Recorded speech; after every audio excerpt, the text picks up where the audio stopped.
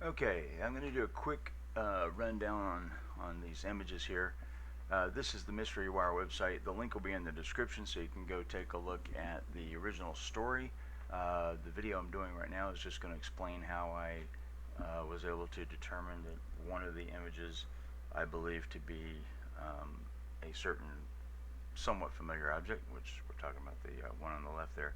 But anyway, so we're going to scroll down and I'm going to show you how to grab images out of a website if you want. If you clicked here, right click, save image as, you may or may not get the image at the highest resolution that you can. So what you want to do is click on the image, right click, go to inspect, and we're going to go over here and you see where it says the image width is 1305 by 978. So that's a little small for an image. I'm sure the image is from an iPhone 5 or something. So I'm going to make this image quite a bit larger. So we're going to take 1305 and take that number and multiply that times 4. That will give me a total of 5220. So we're going to make it 5220 in height, or rather in width. And then I'm going to change the height to 978 times 4. That gives me 3,912.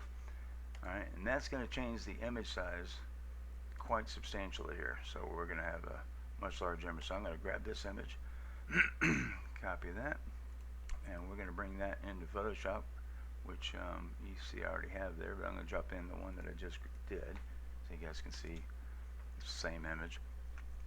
And let's zoom in on that area. And you can see still fuzzy, still kind of pixelated, what have you, but that is the image we're working with. And the old image, which I will grab over here somewhere. Let's see here. Let me go back down here and shrink that. Let's get that back. Well, let's shrink it up here. Okay, so we're going to go to here, and this will show the older image, I believe. And let's find out where that's at. Actually, I have it, so I'm just going to bring it in from Photoshop here. So I'm going to file, open, and we're going to bring in this acorn new, acorn old, and let's see, that'll be the one. Let's grab that. And I've aligned it so that the image, I don't know why I'm getting my text cursor here, not really sure.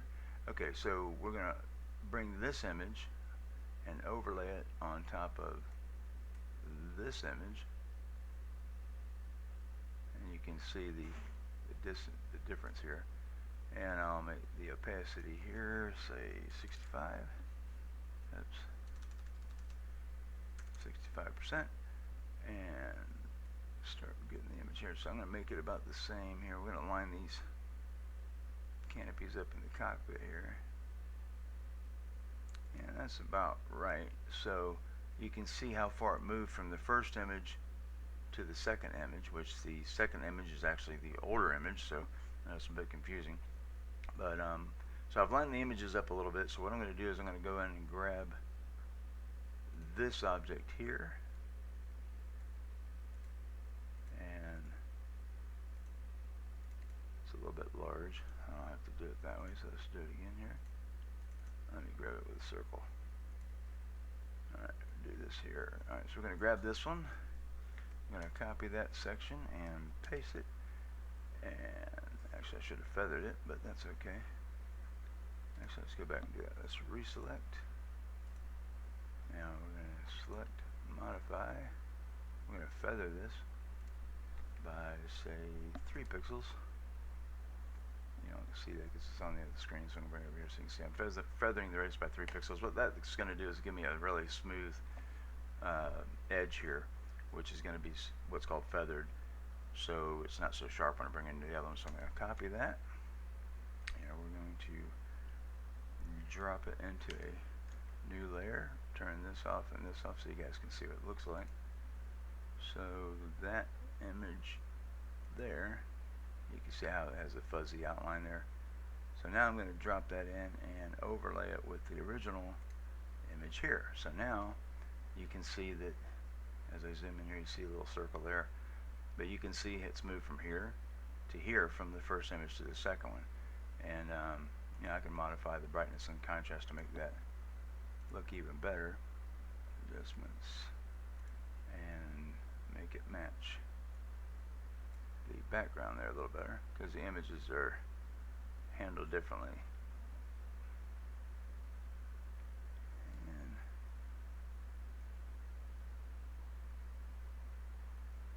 And you can see it kind of blends in pretty good. Take the brightness just a tad. Alright, so that's good enough for what we're doing right here. So you can see the objects move from here to here. So ideally, if we knew the exact time that these images were taken, which we kind of do, and if we knew the speed of this aircraft and the distance to these, and their claim is they're motionless, we can tell effectively you know, how far away they are. If we knew the cross section here, and we know the focal length of the image as it was taken, if, in other words, if we have the EXIF data, we can determine the width of this object and all kinds of information from it. But the problem is we don't have the EXIF data, which is the metadata that goes along with your image, and we don't have pretty much don't have a lot. So I'm going to keep this really short. So I'm going to go grab this other image here. But if we wanted to, I could continue this path on. We could make a movie out of this if we wanted and show how the object basically probably moved around that direction. But that's your difference between this image and this image from that time frame. And looking at this, it doesn't look like the object is big. I know people are going to say, well, how can you tell that? And it's just because I'm so used to seeing images that you kind of get a knack for it. If the object was huge and at a distance, it would probably look a little different and be possibly further out. But anyway, that's not a very accurate representation of what I'm talking about, but it you get used to it after you're working this enough. So we're going to go over and grab the other image here, which is not on this page. Let's go back here. So let's grab this one here, and this one is, what's the size here? Let's see if that's the maxed out. Okay, so this is maxed out as far as how big it is on the page. It's 1334 by 750. So since it's maxed out, we're just going to grab it as it is, and we're going to come over and drop it into here, and we will go in and take a look at it. Now, keep in mind, it's very difficult to tell, but when I first looked at this, it looked like I thought it was the shark in Finding Nemo, but you can see this little appendage down here. You can see this one here, this one here. There's another appendage up here, and you can see a little bit of something coming out the back. It's difficult to tell. I can sharpen it up here under sharpen, and that doesn't really add much to it. In fact, it kind of takes away from it. So I'll hit Control Z. We'll undo that. But what I did was I went around and started looking for what I thought it might be, and I come up to find something that matches it pretty well. So we'll go back here, shrink this down, and you'll see that kind of looks like this guy right here. So I went in and I grabbed an image of that, and I will bring that in, open, and let's grab this thing here. And so if you take a look, you can see that everything kind of matches here. You've got this area here around the nose right there. You've got the mouth,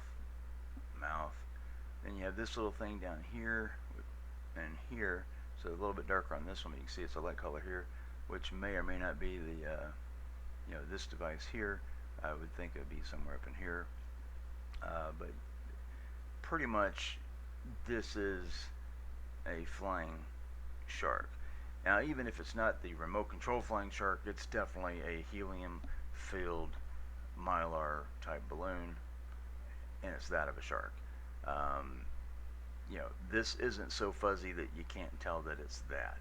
Now I can manipulate these images and, you know, bring them over and, you know, manipulate their angle and stuff and try to make it look even more like this, but I don't have a direct face on image. I can go look at one of the videos and do it, but that's what you're looking at here. That's those two objects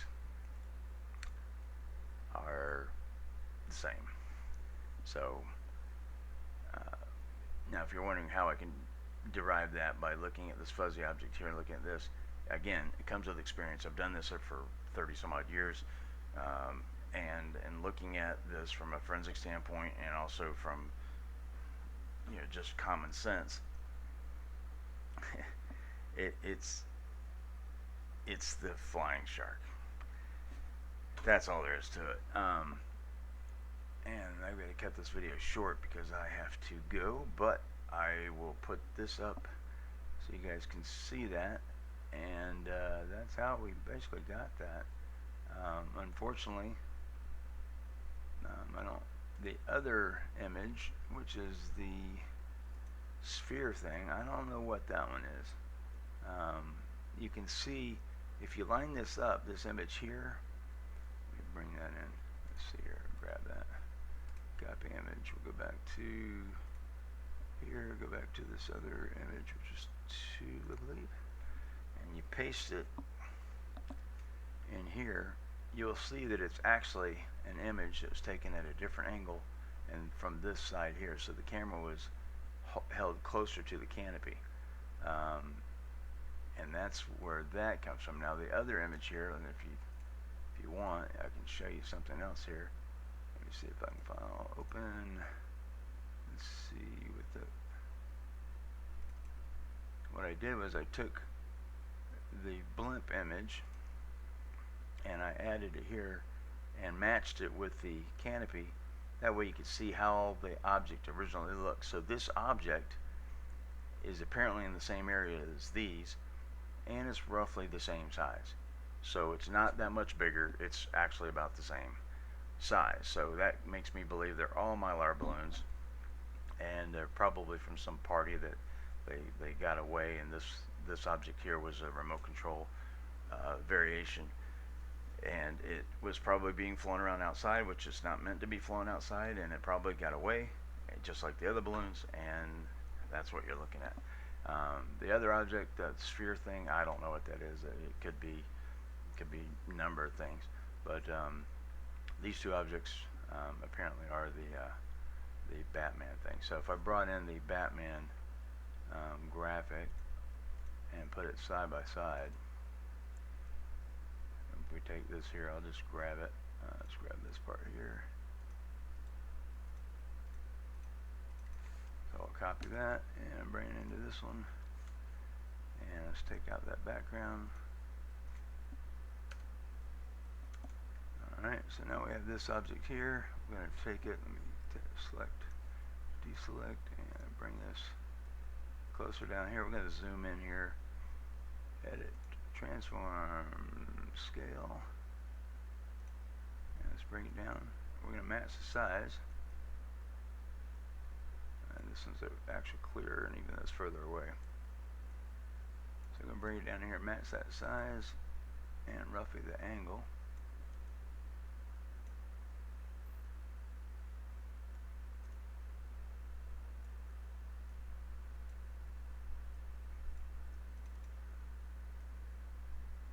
I don't know about you guys, but that looks,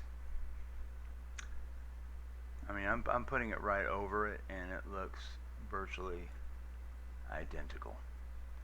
So if I added some atmosphere between me and it, and you can do that by image adjustments. Let's see the brightness and contrast, and we take that brightness down, contrast up. Actually, contrast down, and that to there, and let's change the hue, and let's make that a little bit more blue to match the sky here. So I bring this over and desaturate it a little bit, and get it over to the bluish area.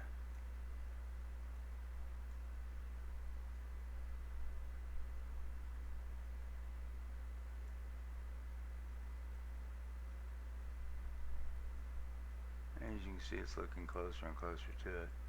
And just a little bit more manipulation, and we could get it to be virtually identical. But take it back to that. But that there, that's enough for me. You take it compared to that one, and you can even see the the Batman part in the center here on this one, because as it got closer, apparently that detail came out a little bit. But you can see this little thing right here matches that right there. This up here all matches. This down here all matches. So get that to match the size. Edit, transform, scale. And that's about right.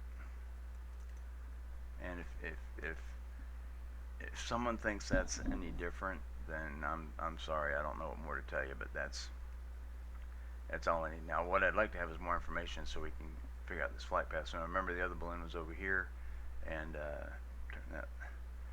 Go back to that one, and you can see here that that object, if they were all in here at the same time, the new photo, the old photo, and the new shark photo, that's a shark.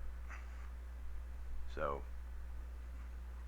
that's it, guys. So I'm gonna leave it at that. I'm gonna upload this, and you guys can see how I came to the conclusion that it was the shark, and that I concur with Mick West and the other guy, I can't remember his name, Biddle was his last name. I concur that it is Batman. Have a great day.